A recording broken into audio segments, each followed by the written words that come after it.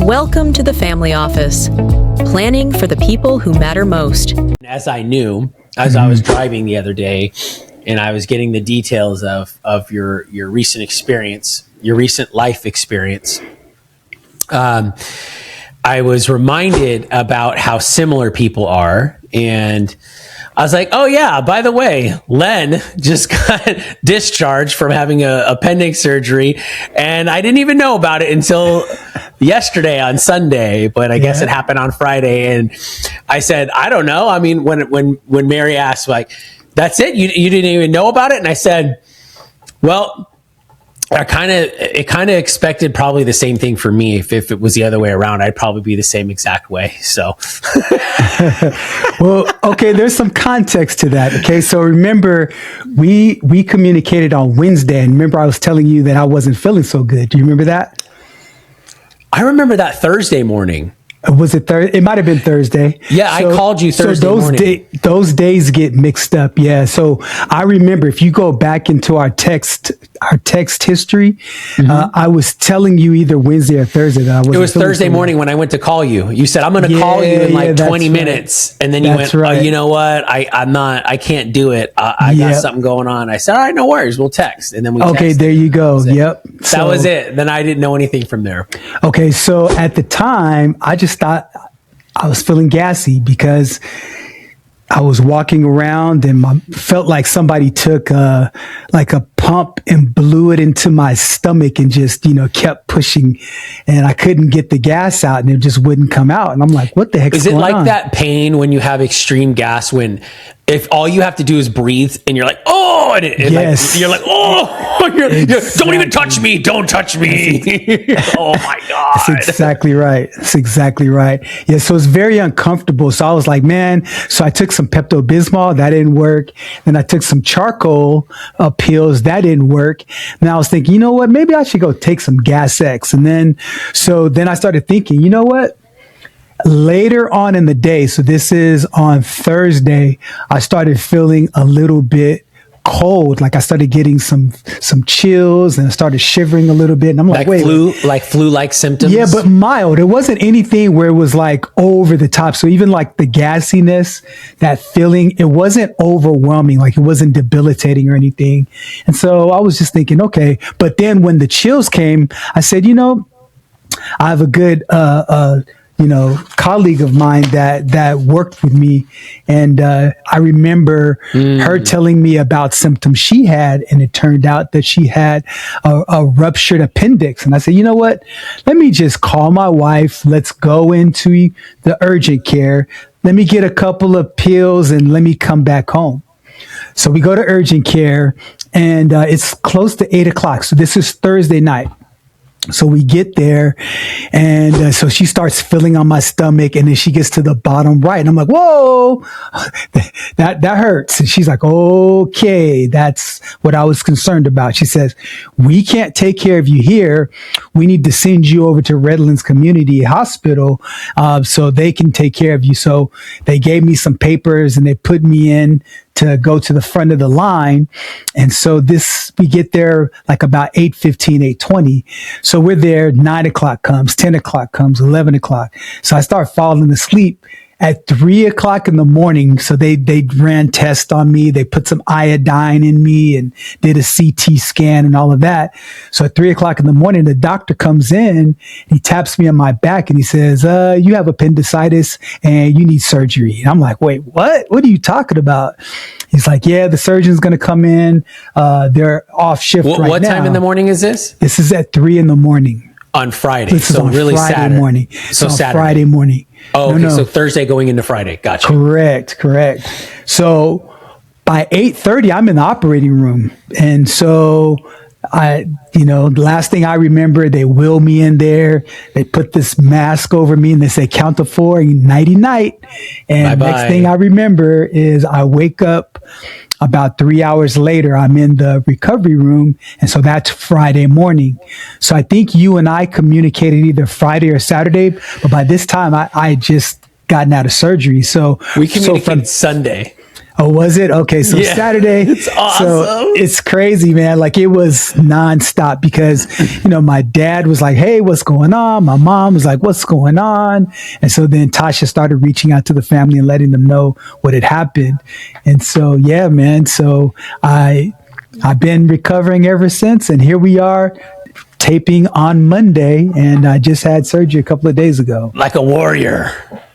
Hey, man, I'm here. So my voice sounds a little crazy because, they stick that tube down your down your throat, because the endoscopy and all that stuff they did. Mm-hmm. Yeah, you're all charred up for a few more days. So let me ask you this, Len. How did it feel?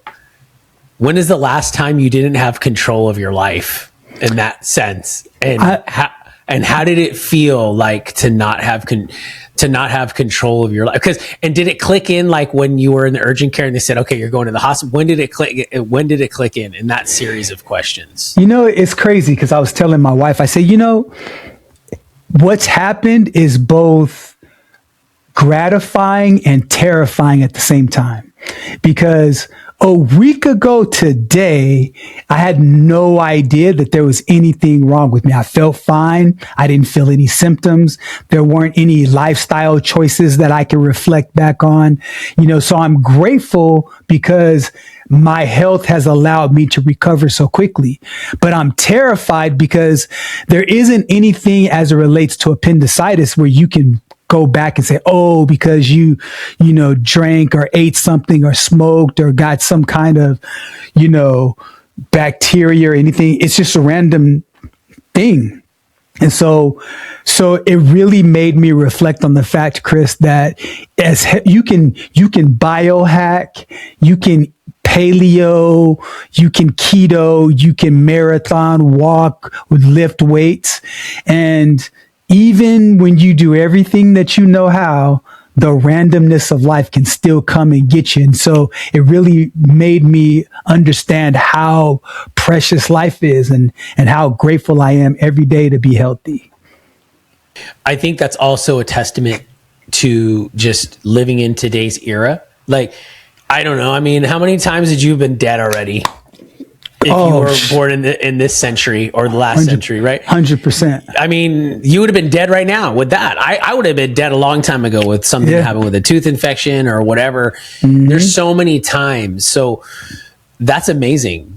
When you came out of it, where were you like, what? Like, we're like, what do you mean I have to go to the emergency? What are you talking about right now? There's no way. We're like, I remember crazy. When they told me I had to do that for like kidney stones that I had and they were going to knock me out and all that stuff. And I was like, I got to go do meetings right now. There's no way. Yeah. I was like, it's not happening. Another thing, Chris, that made me really grateful is gratitude for friendships, because had it not been because when I found out about Yadira, her mom called me and told me she was in the hospital. So I went down instantly to go visit, and they were surprised that I came. Right. And so they were like, what are you doing here? I'm like, what are you talking about? Like, we're close like that. She's family to me.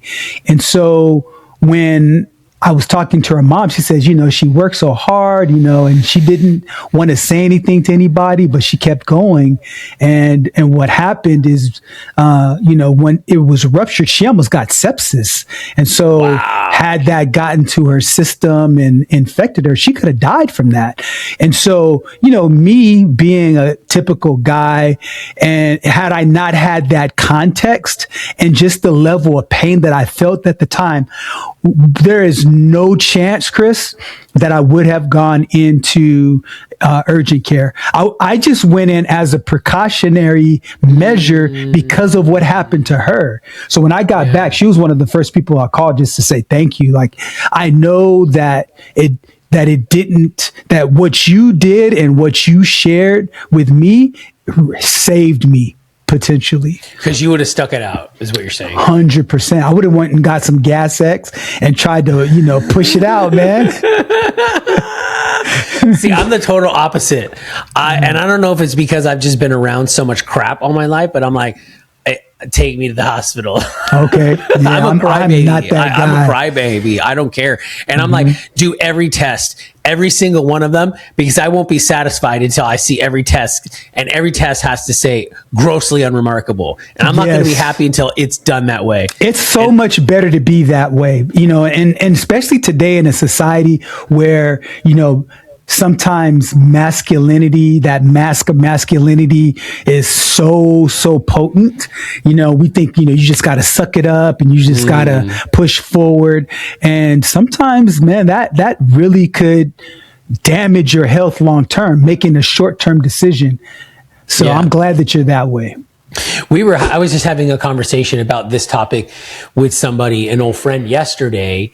It wasn't quite exactly, you know, the same as far as like health, but it was health, but it was more in the relation of not becoming, when a career or a business or a hobby becomes an idol, right? And you start working that business or that career or that hobby or giving it attention, and it becomes adultery, and you start idolizing it, where you start to compromise your character and your decision-making process for the goal, right? Oh, but I'm okay to do this or slide this way because the outcome or the goal that I'm going to get is worth it.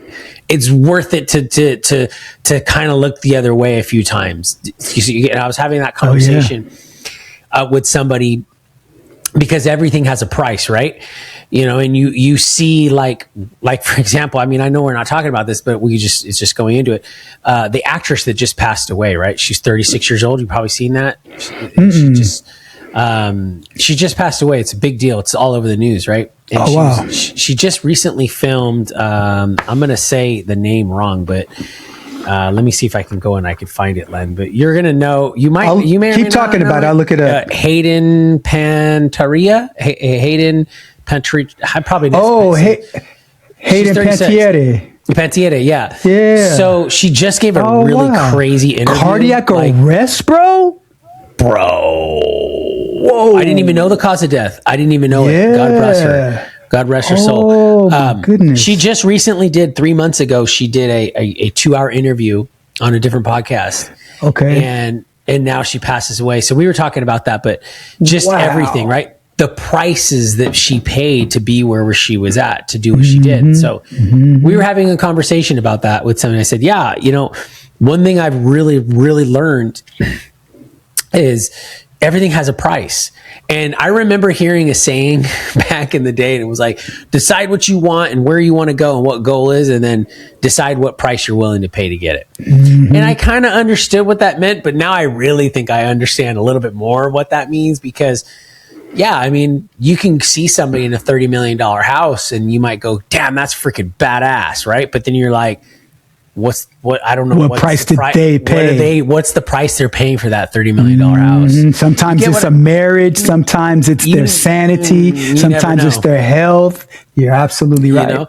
I mean, Howard Hughes paid the price of insanity and death with control, right? He didn't want to let go. He didn't want anybody to have control. He wanted control. So, that's kind of like where I think about that right now, and I'm like, dang, dude, what's the prices that, you know, the price that people have to pay and those types of things. So with that, Chris, while we disagree on many things, there's a lot of overlap in which we do agree, and that's why I enjoy having these conversations, because you make me think about things in a different way, and I hope in our conversations that we make each other smarter. See you on the next one, Len. And if you'd like this content, subscribe. We'd love to hear from you guys. And that being said, Glenn, glad you're feeling better and you made it through to the other side. See you. Thank you, brother. All right. Conversation has given you clarity on your next steps. Please share this episode with someone who's walking the same path. Don't forget to like and subscribe so you won't miss future episodes. And remember, planning ahead isn't just prudent, it's an act of care. Thanks for joining us, and we'll see you next time on The Family Office.